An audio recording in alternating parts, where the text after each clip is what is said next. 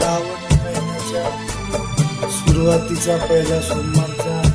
सर्वांना हार्दिक हार्दिक शुभेच्छा आणि सर्वांचा हा संपूर्ण महिना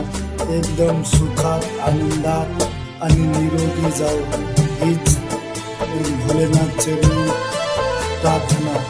आणि सर्वांवर अशीच भोलेनाथाची कृपा राहावी